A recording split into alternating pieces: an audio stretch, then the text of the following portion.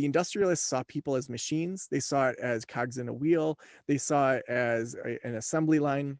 And that mindset is still very strong in the business world. But what we're shifting towards is more of an organism type view, where instead of saying, we hired you for this position, just do this position, we're saying, well, things evolve and change within our bodies. They evolve and change within nature. They evolve and change within businesses. And so those businesses that are able to adapt and change and move people into roles that fulfill their passions and their excitement actually are growing faster and outpacing the competition, and their people enjoy it, and their people are actually working less.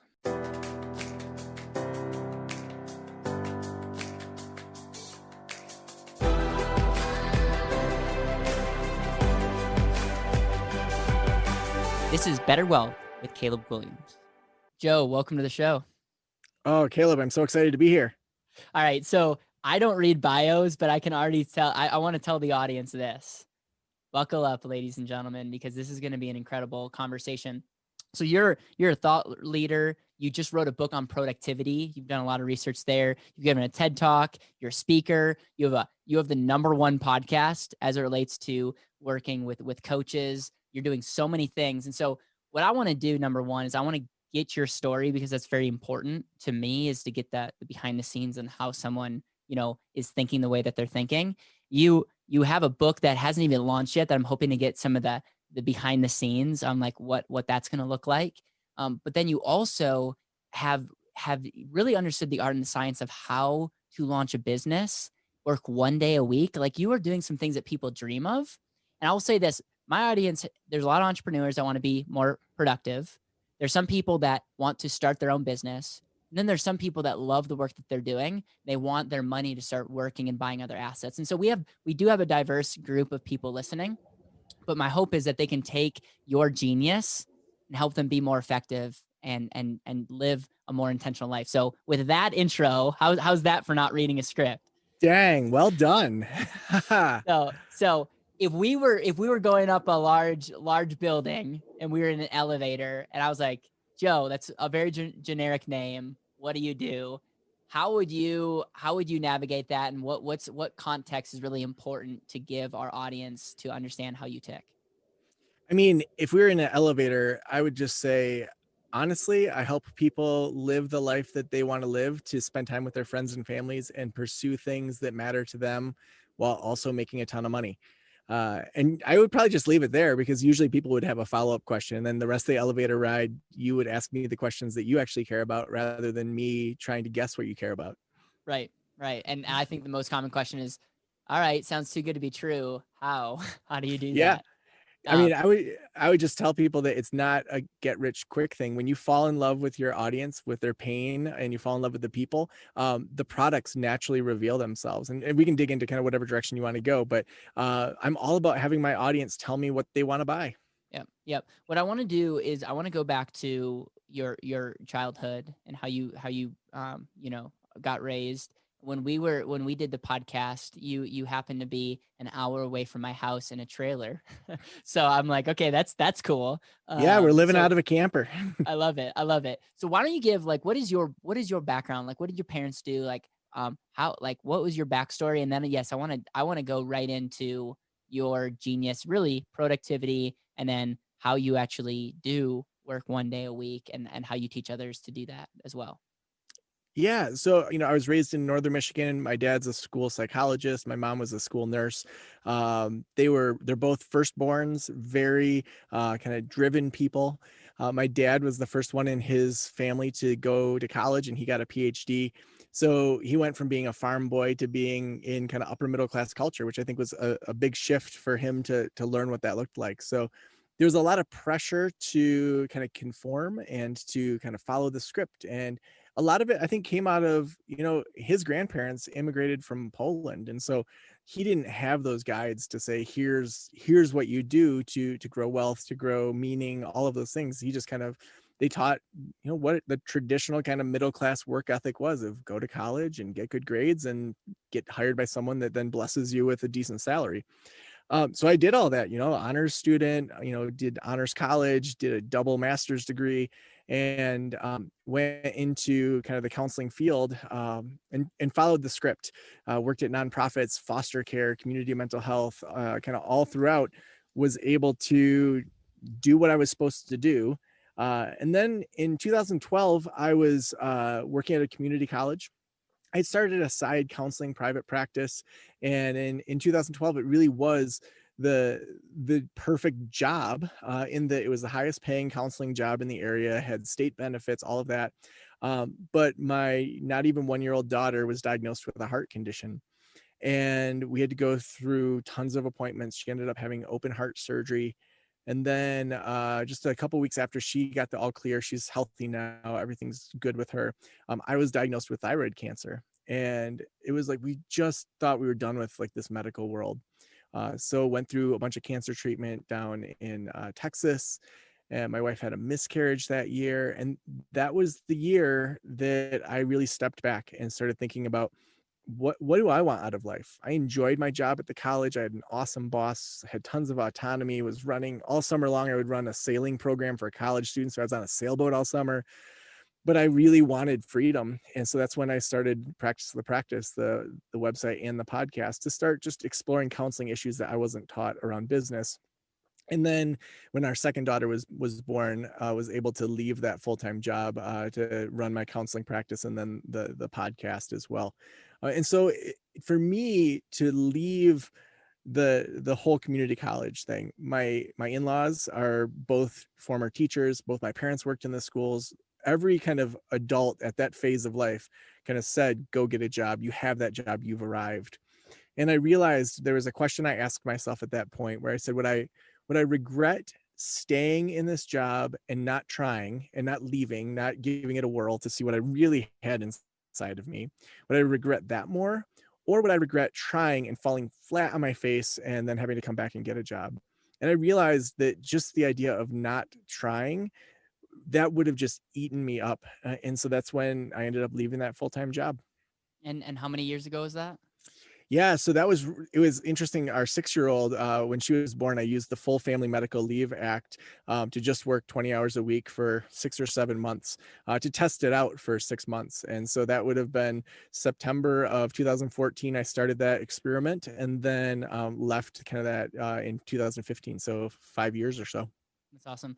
Yeah, one of the things that I very much relate to that, as in graduated college, was at a really good gig, love the people I was working at, but I had to reflect on my life and say, like, what do I actually want and what am I going to regret more? And it's like a lot of people are in a place in life that they're not moving forward because they're afraid. It's almost like the Indiana Jones kind of concept. It's like, okay, what's out there? But it's, it's really not that bad if you need to go back. And for so many people, they're living an unbelievable life because they took that next step. And so thank you for living that out and sharing your story. And how are you health wise now? I'm great. They took care of it. My doctor 2 years ago said you don't need to come back, just get some kind of regular checkups and work with your regular doctor. So yeah, so health wise, things are great. Awesome, man. And that I appreciate you sharing that. And there were some low points in your life, and yet, um, how amazing is it that you are living a very intentional life? Like one of the reasons you're on this podcast is you are a definition of someone living wealthy. Because as I heard more of your story, it's like, wow, it's incredible. So as I'm doing the follow up question of, it's like, oh, amazing story. Thank you so much for sharing. Love what you do. How in the world do you do what you do, and how are you doing your business and writing a published book on productivity, and like how are they go together, or is it just two passion projects that happen to be that coexisting, or I have a funny feeling that they go hand in hand? No, they definitely go hand in hand. Every year I really took to heart kind of what Jay Papasan and Gary Keller say in the one thing, of, what's the one thing that if it was successful, it would make everything else easier or kind of non-existent. And so I read that book, when I was at the college, and each year kind of thinking through, well, what's that thing that if I did that, it would just continue to make things easier. So for a while, it was, if I had consulting clients that were double my counseling rate, that would be awesome. And then it was, if I had a mastermind group or two where I was making more per hour than I make in my consulting, that would be great. Then the next year it was, if I have a membership community where it's ongoing predictable income with lots of people, that would make it easier. And then in 2018, as we were going into 2019, I said, you know what? I think writing a traditionally published book would be part of that, and went through that whole process of working with a writing coach, finding an agent, getting that proposal out there, figuring out how to navigate all of that while retaining my current audience with Practice the Practice. Because really, traditional publishers, they want your audience, they're buying your audience, they're buying your influence, and they're also expanding your influence. So you're kind of growing your influence on someone else's dime. It all, to me, works together, that even though most of my audience are counselors in private practice, a good third of them are leveling up into podcasting and e-courses and realizing, wow, yeah, I've been helping someone one-on-one with trauma, but there's a lot of people with trauma in the world that want my knowledge. How do I level up into podcasting and e-courses and membership communities with my skill set? So being able to bring those two together, and still, it's only recent that I started doing the 1-day work week, was doing a 3-day work week for a while when I was writing the book. So worked a little bit harder while writing the book.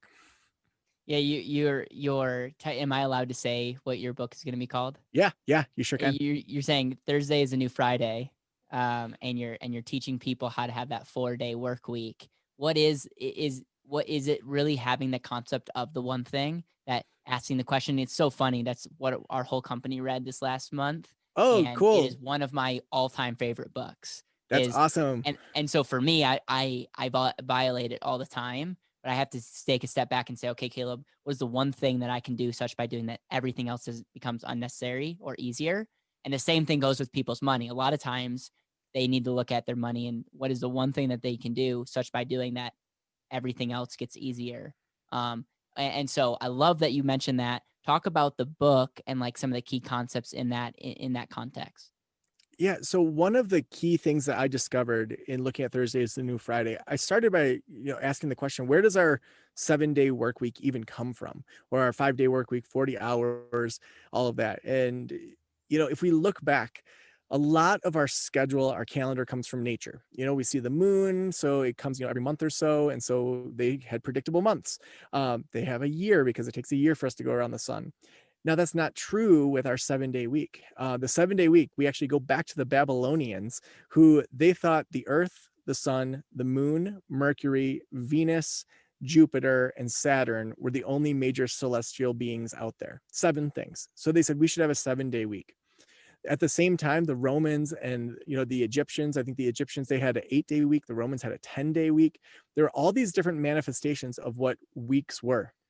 So then fast forward to the 1800s, what was normal at that time was working 6 to 7 days a week, working all the time, having kind of a farmer schedule. We started to see that kind of 1 day off a week started to creep in the late 1800s, but it wasn't really until May of 1926 when Henry Ford said, company-wide, we're doing full weekends. We think that productivity is going to go up. And he was the first major company that started to implement this. And so less than 100 years ago, the 40-hour work week was really born. And so we see other companies start to do that as well. And so the first major takeaway in the book is we made this up. We made up the 7-day week. We made up the 40-hour week. There is no legitimate reason that we have to stay with it. It's less than 100 years old. I mean, in the same way that there's things that have come up in our generation that 100 years from now, we will evolve past. Probably in 5 years, we'll evolve past. When you look at how many phones have come out, since 2000, and we're going to keep evolving. And to me, yes, it was natural. It was normal to have the step of evolution to say we should have 2 days off for a weekend. But to me, we're not going to stay there. And the companies right now that are pushing 4-day work weeks, creative schedules. I started writing this even before COVID hit. The idea of flexible scheduling, of having people go after the things that they're best in. The industrialists really are the enemy of the book. It was great for the time. Henry Ford was a big step forward, but the industrialists saw people as machines. They saw it as cogs in a wheel. They saw it as an assembly line. And that mindset is still very strong in the business world. But what we're shifting towards is more of an organism type of view, where instead of saying, we hired you for this position, just do this position, we're saying, well, things evolve and change within our bodies. They evolve and change within nature. They evolve and change within businesses. And so those businesses that are able to adapt and change and move people into roles that fulfill their passions and their excitement actually are growing faster and outpacing the competition, and their people enjoy it, and their people are actually working less. So that's a lot to take in. I am a huge violator of what you're saying, and so I very much want to learn more. I work a ton, and I think it's definitely counterproductive in a lot of cases. But I just have this like deep down vision of like what I see the world like could be, and I know the work that we're doing at BetterWealth is changing people's lives, and so in my head I go, if I work every day, like from 7 a.m. to 10 p.m. That's not maybe a long-term sustainable deal. But for me, I kind of look back and say, I am here and we've done what we've done because of that. But we've also, I can honestly say, we've wasted a lot of time and money on things that didn't drive the bottom line. So if I was more in tune with the one thing and had to take off 4 days, you could make the argument that I would be more that I would be more intentional with how I lived my life. And so it's just I struggle with that, to be honest. But I think a lot of people listening to this are resonating with what you're saying. And we're all about intentional living. And you're very intentional in the way that you answered that and the research that went into this book. Yeah, and I think that, when you look at the brain research around productivity, uh, almost always when you slow down first, that's the thing that unlocks creativity. I mean, when you think about when do you come up with really cool ideas, it's usually, you hear about shower moments, or if you're on a long drive and you have the radio off, or, the second you decide you're going to start meditating, this to-do list comes flooding in. That our brains actually work best when they slow down first. I host a conference in the summer called Slowdown School. And a couple of years ago, this guy Michael had been in a mastermind group, and he was writing a book about kind of his approach to couples therapy. And the first 2 days of Slowdown School, I tell everyone, you turn off your phones, turn off your computers. You can turn on your phone to take pictures or video, but that's it. And we go for hikes, and I bring in massage therapists and yoga teachers, and we skip stones on Lake Michigan, and we day drink, and it's just amazing. So people slow down for 2 days, and day one, they're feeling antsy. Like, I can't, like, I got to get working. Like, Joe Sanok's here and all these great influencers are here. I got to work with these people. And then day two comes, and they get in the groove. They're like, this is amazing. I'm just getting in touch with my body, getting in touch with my brain, just enjoying skipping stones on Lake Michigan. But then Wednesday, when we start doing the work, this guy, Michael, in 20 minutes, we do these 20-minute sprints. He outlined 8 chapters of a book in 20 minutes.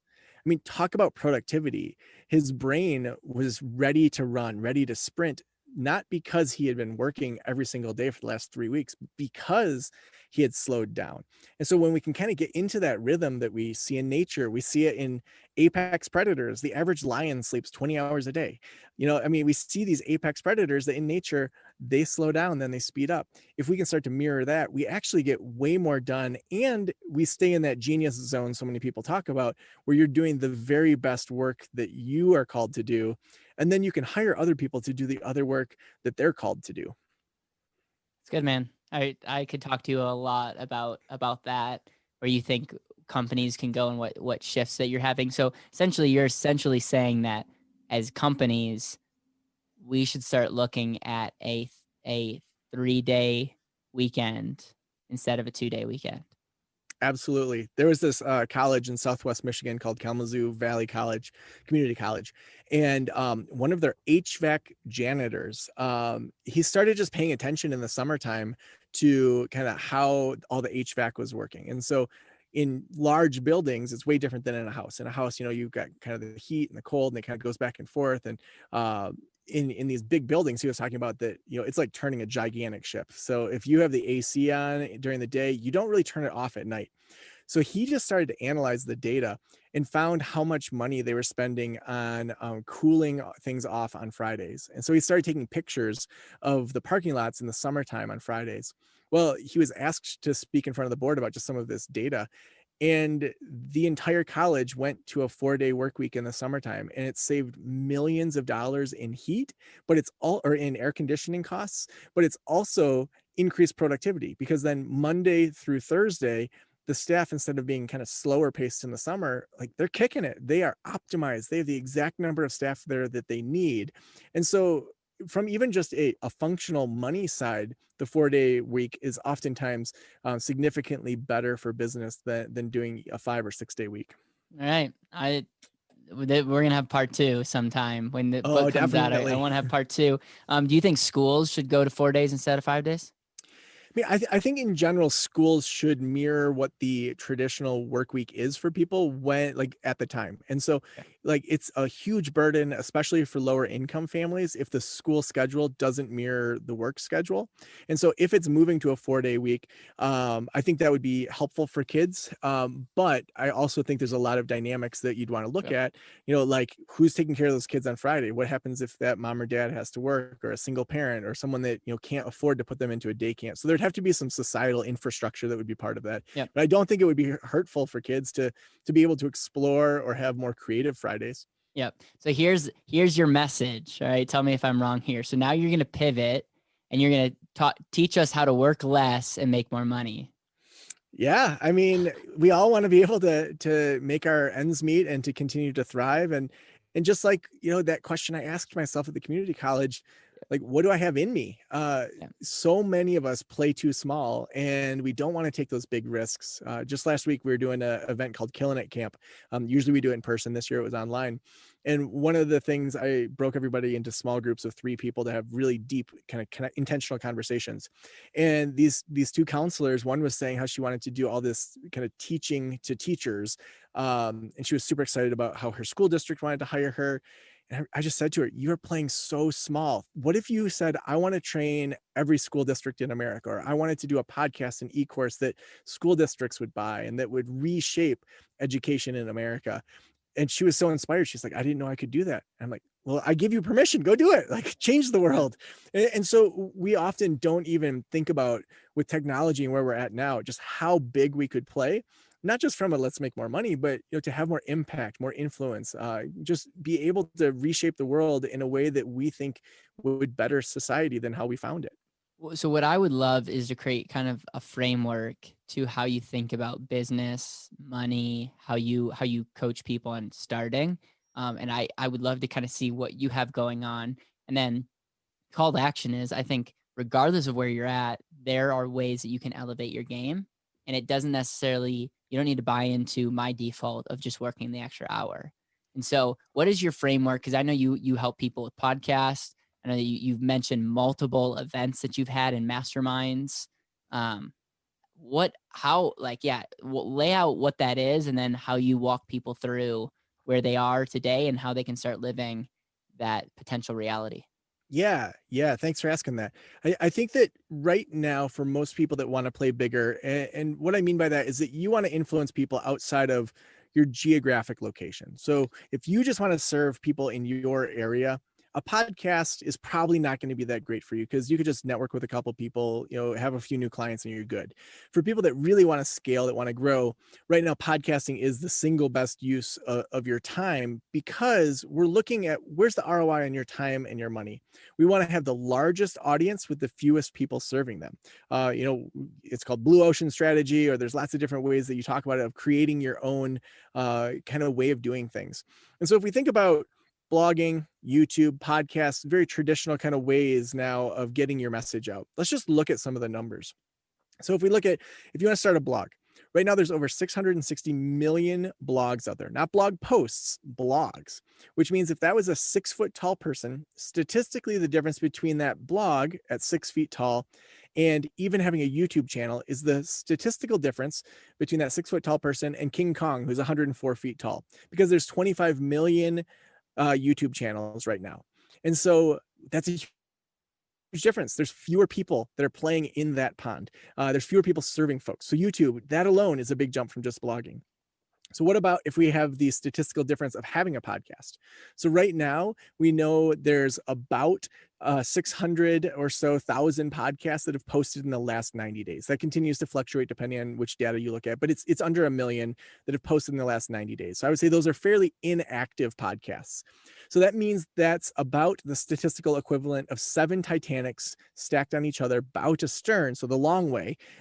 So that's about 7,000 feet tall compared to 104-foot tall King Kong or 6-foot tall blog post. So, Now, if we so look, you're saying the blog post has the least leverage, YouTube has the better leverage than the blog, and a podcast blows both of them out of the water. yeah, an inactive podcast does. Now, then if we look at an active podcast being defined as even just posting once a month, there's only around 120,000 or so podcasts that are posting once a month. So we aren't even looking at weekly. So that's the statistical equivalent of Mount Everest, 30,000 feet tall. And so for me, that helps put all this data into a different way of saying, do I want to play like a 6-foot tall person and just, just do some blog posts, or King Kong who's, doing YouTube? Or do I want to have the most number of people with the fewest people serving them? I mean, we know that 93% of people that listen to podcasts listen to an entire episode. I mean, what percentage of people watch an entire YouTube video? And those are mostly 3 minutes long, and so it's a long form, it's a personalized approach. You're in people's ears, you're in their brains, and there's not very many people serving them still. Yep. Yep. I love how you think, man. It's very, very research driven, and it goes back to what's the most highest leveraged activity that you can do.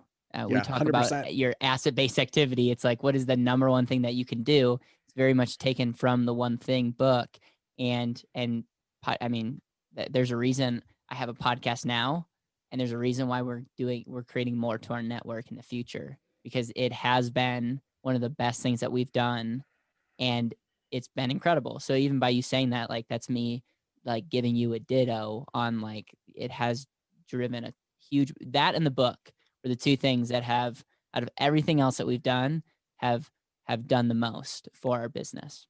Yeah. Well, and then when you have a podcast, you then have a captive audience that's saying, I want to learn from you. I want to grow from you. I want to buy things from you. And so when you get at least 1,000 listens or so per episode, or 100 people on your email list. So you want to have at least, having 100 people or so on your email list. And we have a whole kind of framework for an email course that converts to opens of 60 to 70%.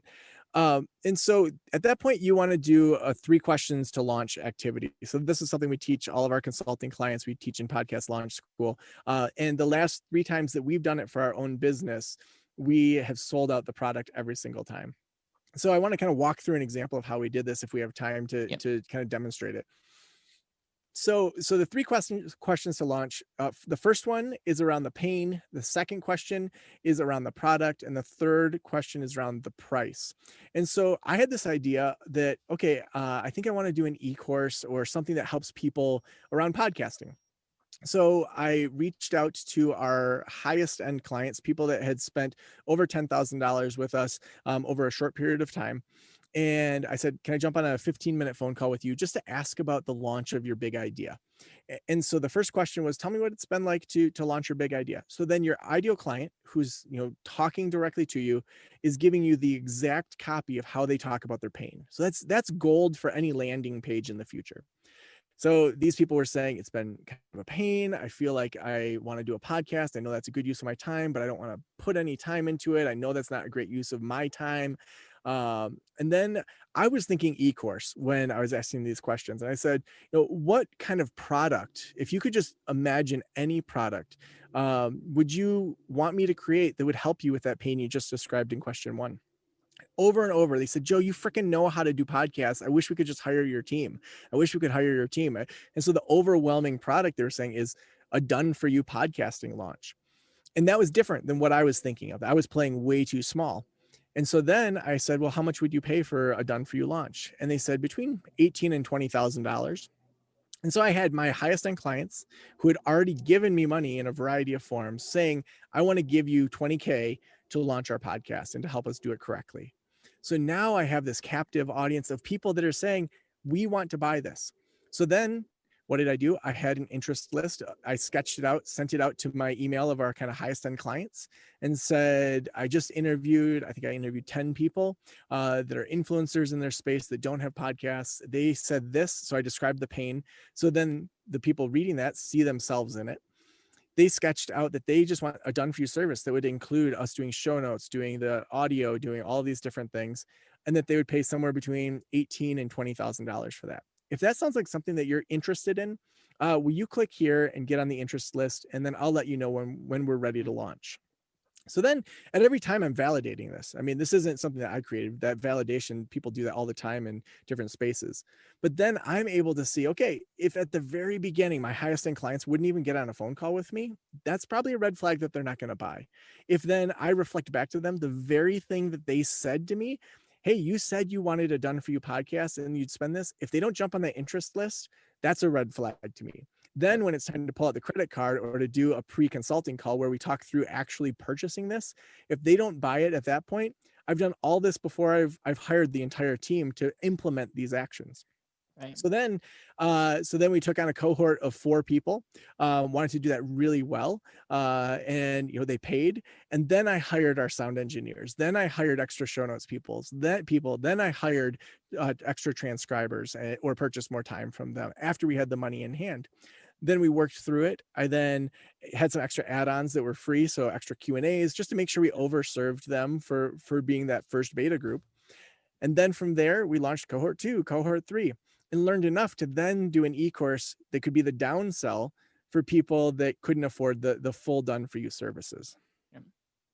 I love it. So it's very much of like the questions give you the framework of how to go into any industry. And you're very much like, ask people what pain they have, ask them what would solve that, and then ask them what that would be of value, i.e. what they would pay for that. And you're essentially creating a demand, and then you're creating a demand so that you're not taking unnecessary risk. And bam, like you didn't know before you started that you were going to do a done for you podcast and create a course as a downsell. Your people told you that, and they pretty much paid you to help themselves. Exactly. And I think so often people like your audience, they're really smart people. People that are really smart are used to kind of following the same script that we saw in school. And that's you work real hard, you write a paper, you kind of do multiple drafts, you turn it in, it's pass fail. But the business world just isn't like that. It's agile, it can change, it can shift, you can redo things. And so instead of spending all this time and money creating something that no one might buy, and then your customers feel squeezed into, if you flip it and have them tell you what they really want, they're going to buy so much more often than if you tried to squeeze them into a product that you spent years building and put a bunch of investment into. I think that's great. If you're listening to this, and just what I want to challenge you is, how do you apply this to your life? Do you have any recommendation or wisdom on if someone is confused on what they should actually do, like where to begin, or like what's your advice if someone's like, I'm in, I wanna this to be my reality. Where do I begin? Yeah, I mean, I think there's a lot of great resources out there. We have a free email course that can help people with their first steps. We have a bunch of blog posts as well that I'm happy to share. But I think the big question to ask yourself is, what's an audience or a topic that I could talk about for years to come? Yeah. Like, what are those things that if you're having wine with your friends, that you could just talk about night after night after night? I'm not interested in making money just because something's an opportunity to make money. I want something to be fulfilling. I want it to be exciting for me. I want there to be curiosity and creativity that I can have ongoing. I don't want it to just be this thing that once in a while I have to learn something new. I want to learn something all the time and push myself to new levels. I also want to kind of go back and forth between the outsourcing and making sure other people are doing the work, and then the dreaming, and then more of the kind of nuts and bolts systems, and then dreaming. I'm constantly saying, like, what do I hate doing in my work world, and what can I take off my plate? So first steps, I mean, look at what you hate in your life, look at outsourcing that to free up the time to Yeah. slow down, so excuse me, so that you can then dream big, you can do a podcast, you can meet other people that are way outside of your league. Love it. Because if you don't do that kind of hard work of the systems on the front end, you're just going to add more to your plate and you're going to feel more stressed out. Yep. Love it, man. Love it. Love it. Love it. I want to transition into our legacy question. Then obviously I'm dying to know how people can reach out to you, go to your website and check out all the things that you're doing. The question I ask all of our guests is essentially this. This is your last day on earth. You're with your wife, you're with your 2 kids, and you're with anyone else that you love.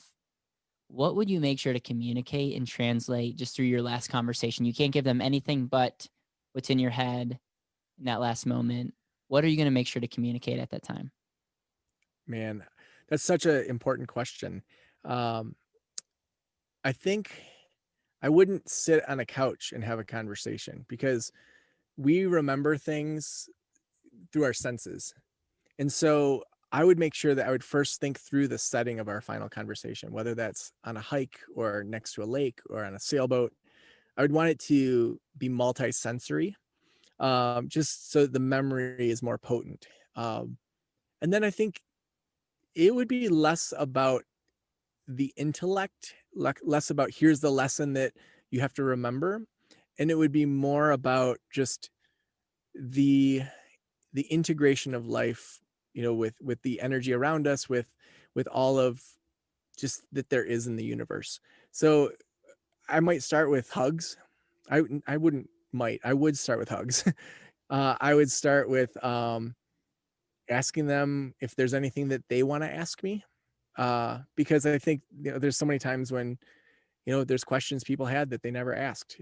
I would want to just share with them just the power and the illusion of separateness within the world, and how the more that we can be connected to other people, the more we can be connected to source, energy, God, however you frame it. And then I would probably want to just like sit with them and have laughter and tears and hugs. It's beautiful, man. Thank you so much for sharing. You are the first person on the podcast to talk about the setting. And I think that really summarizes our conversation and how intentional you are and how you think through things that a lot of people just take for granted. How can people find out about you?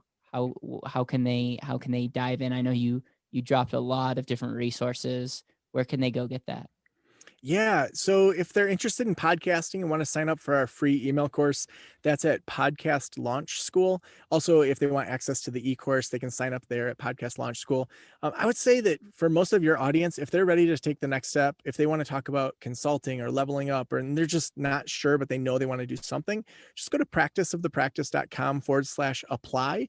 We have an application there, and then we just do a half-hour phone call to talk about kind of what your next level would be. And if we can be a help, we'll tell you. And if not, we'll point you in the right direction. Appreciate you, man. Joe Sanok, thank you for dropping wisdom and value. I took quite a few notes on just all the things. And I definitely want a signed copy of your new book when it releases. And so I'm excited Absolutely. for the work that you're doing, man. And thank you so much for coming on the BetterWealth show. Thanks so much, Caleb. This has been awesome.